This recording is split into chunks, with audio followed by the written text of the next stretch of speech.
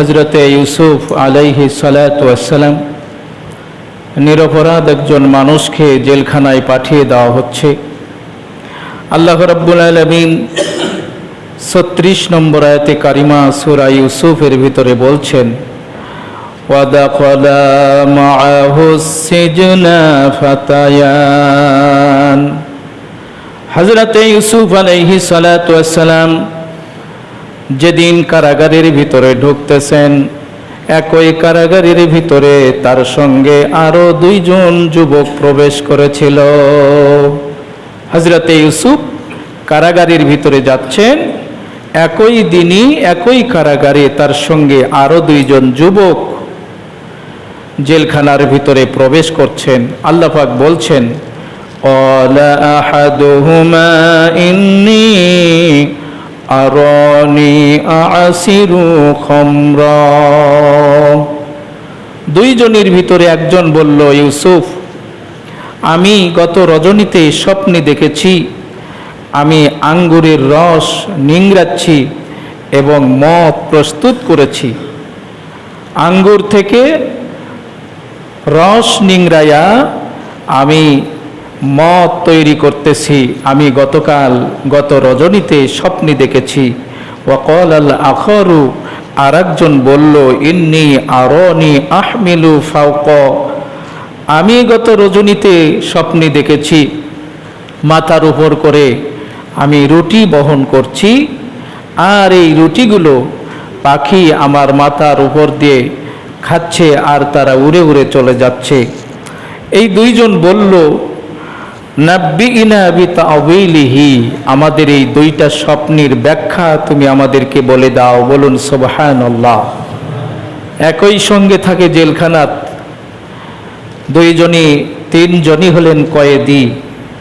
এদের কত আস্থা, কত বিশ্বাস যে আমরা যে গত রজনীতে স্বপ্নে দেখলাম, খোয়াবে দেখলাম, এর ব্যাখ্যা ইনি ভালো বলে দিতে পারবেন। বলুন সুবহানাল্লাহ। এই দুইজন ইউসুফকে লক্ষ্য করে বলছেন, ইন্না নারাকা মিনাল মুহসিনিন, ইউসুফ, আমরা লক্ষ্য করে দেখছি তুমি একজন নেককার মানুষ। বলুন সুবহানাল্লাহ। আমাদের মনে হয় না তুমি অপরাধী, আমাদের মনে হয় না তুমি একজন খারাপ মানুষ। যদিও তুমি জেলখানার ভিতরে এসেছো, আমরাও জেলখানার ভিতরে এসেছি, কিন্তু আমরা অপরাধী। আমাদের মন বলে, প্রাণ বলে তুমি অপরাধী নয়, তুমি একজন মুহসিন বান্দা। বলুন সুবহানাল্লাহ। তুমি একজন মুহসিন বান্দা, আমরা অপরাধী। এই দুইজনকে জেলখানায় পাঠিয়ে দেওয়া হয়েছিল, যুবক দুইজনকে, তাদের অপরাধ ছিল। এদের ভিতরে একজন বাদশাকে মদ পরিবেশন করতেন, আর দ্বিতীয়জন বাদশার বাবুর্চি ছিলেন। এদের দুইজনের জন্য বাদশার সন্দেহ ছিল, এরা খাবারের ভিতরে বিষ মিশায়া রাজাকে দুনিয়া থেকে বিদায় করে দিবেন। এই সন্দেহে এই দুইজন যুবককে জেলখানার ভিতরে পাঠিয়ে দেওয়া হয়েছিল। ইউসুফ আলাইহিস সালাতু ওয়াস সালাম জেলখানার ভিতরে তার মাধুর্যতা, তার সৎ চরিত্র, তার সত্যবাদিতা, তার আচার আচরণ, চলাফেরা জেলখানার সকলকে মুগ্ধ করেছিল। বলুন সুবহানাল্লাহ।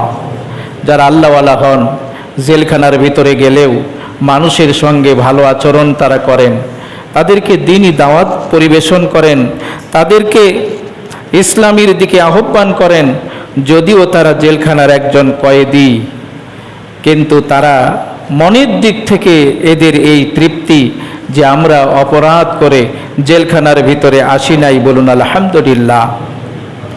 দুইজন বলল, ইউসুফ, তোমার ভালোবাসা দেখে, তোমার চলাফেরা দেখে, মানুষের প্রতি তোমার উদারতা দেখে, আমাদের কারো যদি খাবার না থাকে তুমি খাবার দাও, কেউ যদি অসুস্থ হয়ে যায় তার সেবা করো, আমাদের সঙ্গে কত সুন্দর করে তোমরা কথা বলো। এজন্য আমরা সকলেই তোমার ভালোবাসার পাত্র হয়ে গিয়েছি। বলুন সুবহানাল্লাহ। ইউসুফ আলাইহিস সালাতু ওয়াস সালাম যখন শুনেছেন যে আমরা তোমার ভালোবাসায় পতিত হয়েছি, আমরা অন্তর থেকে তোমাকে ভালোবাসতেছি। হযরতে ইউসুফ আলাইহিস সালাতু ওয়াস সালাম তখন একটু মুস্কি হেসেছিলেন। বলুন সুবহানাল্লাহ। কয়েদিদেরকে লক্ষ্য করে বললেন, ভাইরে, তোমরা তো আমাকে ভালোবাসো, কিন্তু যখনই কেউ আমাকে বেশি ভালোবেসেছে তখন তারা আমাকে ভালোবেসেছে, কিন্তু আমার জীবনই তখন বিপদ চলে এসেছে। বলুন সুবহানাল্লাহ। এরা বলল, কেমনি? বলল, শোনো, আমাকে সর্বপ্রথম ভালোবেসেছিলেন আমার ফুফু। যখন আমার মা মারা গেল 2 ভাইকে রেখে, আমার ফুফু 6 বৎসরে আমাকে বাড়িতে নিয়ে গেলেন, নিজের ছেলের চাইতে আমাকে বেশি ভালোবাসলেন, মহব্বত করলেন। আমার ফুফু এমন ভালোবাসা আমাকে দিলেন, আমার বিরহ বিচ্ছেদ যেন তার কাছে মৃত্যু সম। আমার আব্বা আমাকে নিতে গেলেন, ফুফুর বাড়ি থেকে আমাকে নিয়ে আসবেন, কিন্তু ফুফু দিতে চাই না, বাবাও ছাড়ে না। আমার বাবা যখন নিয়ে যাবেন, ফুফু তখন কৌশল করে আমাকে কাছে রাখার জন্য আমার ফুফুর একটা হাতের হাসুলি, একটা বালা আমার গোপনে আমার শরীরের ভিতরে দিয়ে দিলেন। কিছু দূর পর্যন্ত আমি যখন চলে আসলাম, আমার ফুফু তখন চিল্লাচিল্লি শুরু করলো, আমার হাসুলি কোথায়? খুঁজতে খুঁজতে সে আমার কাছে যখন পেয়ে গেল, আমি নিরপরাধ একজন মানুষ ফুফুর ভালোবাসার কারণে চোর হয়ে গেলাম। যদিও আমি চুরি করিনি, কিন্তু ফুফু আমাকে কাছে রাখবেন এই জন্য গোপনে একটা হাসুলি আমাকে দিয়ে দিলেন। ইয়াকুব আলাইহিস সালাতু ওয়াস সালামের শরীয়তের ছিল, চুরিকৃত মাল যার কাছে পাওয়া যাবে, এই মালের যিনি মালিক হবে সেই ব্যক্তিটা তার গোলাম হয়ে যায়, তার কাছে আজীবন পর্যন্ত থাকবে। বলুন সুবহানাল্লাহ। ফুফু বললেন, আমার হাসুলি ইউসুফের কাছে। ইউসুফকে ইয়াকুব আলাইহিস সালাতু ওয়াস সালাম তখন আর নিয়ে আসতে পারলেন না, ফুফুর কাছে বাধ্য হয়ে। ইউসুফ আলাইহিস সালাতু ওয়াস সালাম নিরপরাধ একজন মানুষ, তখন অপরাধ না করে চোর সেজেছিলেন ফুফুর ভালোবাসার কারণে। বলুন আলহামদুলিল্লাহ। দ্বিতীয়ত, আমাকে যখন প্রাণীর চাইতে বেশি ভালোবেসেছিলেন আমার আব্বা জান, তিনি আমাকে খুব ভালোবাসতেন। আমরা ছিলাম 12 জন ভাই, 12 জন ভাইয়ের ভিতরে আমাকে আমার আব্বা খুব ভালোবাসতেন। আমার চলাফেরা দেখে, ওঠা বসা দেখে, আমার সৌন্দর্য দেখে আমার আব্বা ভয় করতেন 10 ভাই কখন যেন তাকে দুনিয়া থেকে বিদায় করে দেয়। আমার বাবা যখন আমাকে তার প্রাণীর চাইতে বেশি ভালোবাসলেন, মহব্বত যখন করলেন, ভাইরা ষড়যন্ত্র করে বাবার কাছ থেকে মিথ্যা ছলনা দিয়া আমাকে নিয়ে গিয়ে তারা কুয়ার ভিতরে ফেলে দিলেন। এই হলো, আমাকে যখন কেউ ভালোবেসেছে তখন আমার জীবনে এমনইভাবে দুর্ভোগ চলে এসেছে। বাপ ভালোবেসেছে, কুয়ায় পতিত হতে হয়েছে। ফুফু ভালোবেসেছিল, চোর সাব্যস্ত হয়েছিলাম।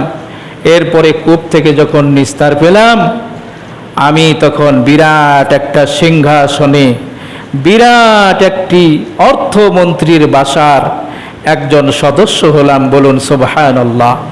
ভাইরে, ভালোই কাটতেছিল সেই সিংহাসনে, ভালোই কাটতেছিল সেই রাজদরবারে। সুখ সমৃদ্ধি আর সুন্দর পোশাক আশাক আর ভালো ভালো খাবার আমার ভাগ্যে জুটল। আমার প্রেমী পড়ে গেল তখন জুলাইখা। তখন অর্থমন্ত্রীর স্ত্রী, কিতফির স্ত্রী জুলাইখা আমার প্রেমী হাবুডুবু খেতে লাগলো, আমাকে ভালোবাসলো। এরপরে তখন তার ভালোবাসা চূড়ান্ত পর্যায়। সেই ভালোবাসার ফলশ্রুতিতে আজকে আমি জেলখানায়। বলুন নাউজুবিল্লাহ। সুতরাং তোমরা বলছো যে আমরা তোমার প্রেমী পড়ে গিয়েছি, তোমাকে আমরা ভালোবাসি, তোমাকে আমরা মহব্বত করি, আবার যেন কখন আমার জীবনে বিপদ ডেকে আসে। হযরতে ইউসুফ আলাইহিস সালাতু ওয়াস সালামকে তারা বলেছিলেন, আমরা শুধু তোমার ভালোবাসা দেখে, মহব্বত দেখে, তোমার উদারতা দেখে, তোমার বিচক্ষণতা দেখে, তোমার দিনদারি দেখে আমরা এই জেলখানার ভিতরেও দেখেছি দীর্ঘক্ষণ সময় তুমি আল্লাহর ইবাদতের ভিতরে, সেজদার ভিতরে পড়ে থাকো, বলুন সুবহানাল্লাহ। হযরত ইউসুফ আলাইহিস সালাতু ওয়াস সালামের মনটা ছিল বড় নরম। জেলখানার ভিতরে মানুষের সঙ্গে তিনি ভালো আচরণ করতেন, তাদের সঙ্গে দেখা সাক্ষাৎ করতেন, অসুস্থ হলে সেবা করতেন, ইসলামের বাণীগুলো তাদের কাছে পেশ করতেন, বলুন সুবহানাল্লাহ।